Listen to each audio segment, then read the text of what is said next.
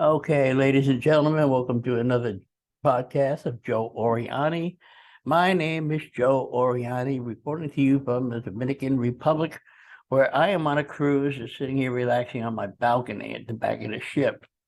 I have a lot to say. First of all, last week when we had part two with Katie, I was very surprised that nobody made any comments or no feedback whatsoever.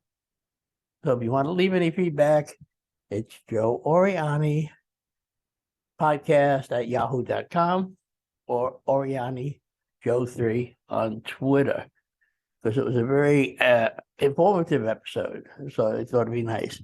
Now, I wasn't going to do this. I don't even know how it's going to come out.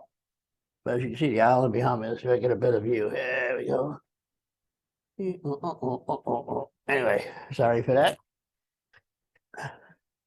Today, I want to talk about a couple of things. I was talking to people here on the cruise and explained to them I have a podcast. And I don't know, many of you are probably too young to remember this TV series, Naked City. 1 million stories in a naked city.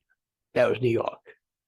I can't even get 50 stories with everybody throughout the country. So I'm not sure what is up with that. But again, if you know anybody has a story to tell, please have them come on, contact me, and I will put them on. All right. Now, about this cruise so far. I don't usually do this, like I said. We got down to Fort Lauderdale Friday.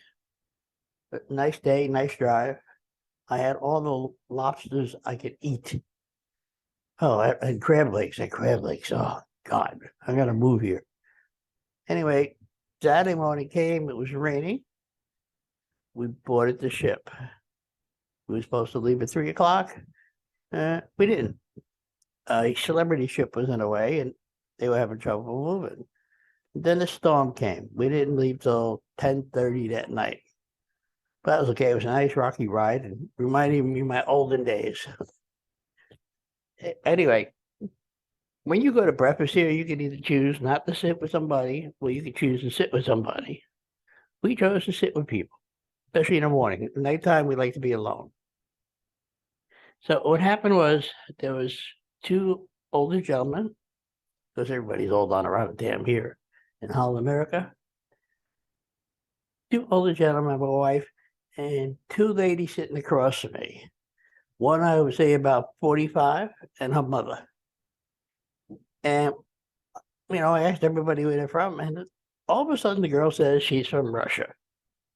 So with the straightest face as I could be, my first question out of my mouth, of course, is, are you a Russian spy? And she looked at me, she said, no. I said, you sure? And as we started talking, it was just me and her talking, the whole table was quiet for about a half hour. I found out that she did work for Russia in some kind of security capacity. Now, it's funny, she said, when you're in Russia, you need a passport to live there and a passport to move around. And she had a security clearance. She thought it'd be no big deal that she can get out of the country when she wanted to. But her work entailed a lot of things, including, and not limited to, figuring out where all the dead bodies lie. Apparently, there's a city in Russia, she would not name it for me, that has a lot of radioactive material underneath it, and people dying, babies deformed, and all that. And they just tell the citizens, well, we don't know what the problem is. She said, the government always lies to you. Then we talked about, Vladimir Putin. I said to him, does he have cancer? I said to her, does he have cancer? She says, no. We think he has dementia over there. Now, she has family and friends in Ukraine and Germany. So I said, okay, that's great. She apparently was in charge of logistics for the Russian government. And that's how, that's how she discovered the body. She said to me, they lied to me. She said it was all a bunch of BS. Her father is still in Russia and can't get out because apparently he worked on something much higher. And in 1995, when he retired, they would not take his clearance away. I guess they're afraid to spill some secrets. And as far as that little twerp Putin goes, It seems that he was a driver for somebody like a mayor of a city, and then he got involved in politics. He's not as big, she said, in Russia as they portray him here in the United States or any other world government. The conversation went on for a while, and I learned a lot of things. I really wondered at the end of the conversation if she really wasn't a Russian spy at one time. She's a nice looking lady. She has a 16-year-old kid. She discussed him. But when she started talking to me about what she did, what she didn't do, it was quite interesting. Nobody at the other table said a single damn word. They just sat there and listened. They were in order that I can get her to talk about these different things. So again, who knows? Who knows? She had short black hair. If she said her name, I am sorry. I'm not going to repeat it, nor do I want to. And I decided I didn't hear it anyway. I asked her to come on a podcast. She said she has no footprint on any social network at all. Facebook, nothing. Anyway, so that's that. Our first day on the ship after a rocky night, we mostly just ate and slept. And that was about the size of that. Tuesday, yesterday, we went to a specialty restaurant. I had lobster tail about that big. It was Caribbean lobster tail. Now, let me tell you something about Caribbean lobster. I did not like it. It didn't have that rough, rugged taste, even dumping all that butter on it. It was a huge size tail, say 15 ounces. But again, not for me. I'll stick to good old North American lobster. There we have that. And today we're sitting here in the Dominican Republic.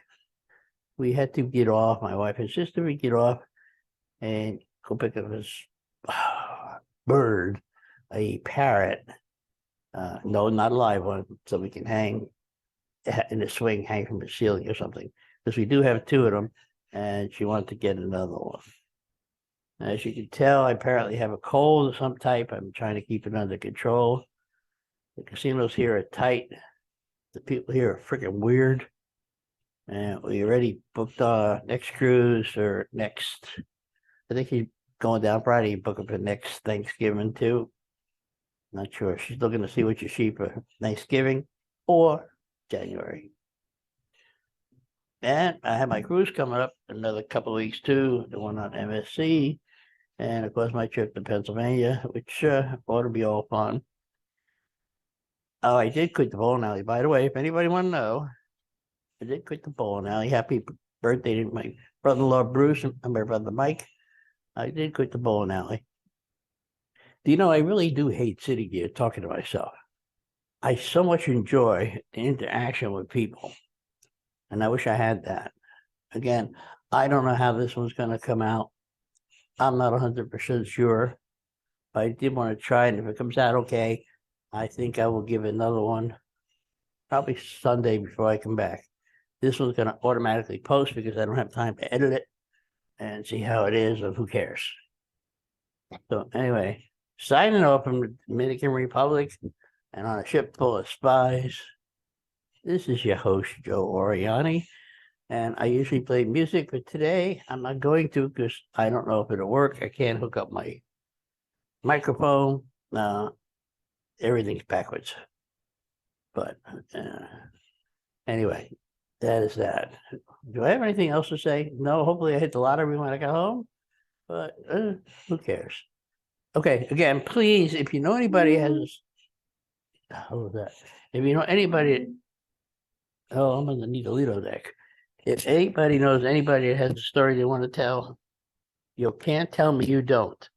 Tell them, don't be shy. I don't bite. All right, good enough. Tell them, don't be shy. Somebody's moving the damn deck chair, like the Titanic. Anyway, please don't be shy. Contact me at Joe Oriani podcast at yahoo.com, and I will get back to them, I promise. So until then, I am signing off because I can. and I must. I can't figure out how to do this without a mouse. Hey, mousey, try that. Stop recording.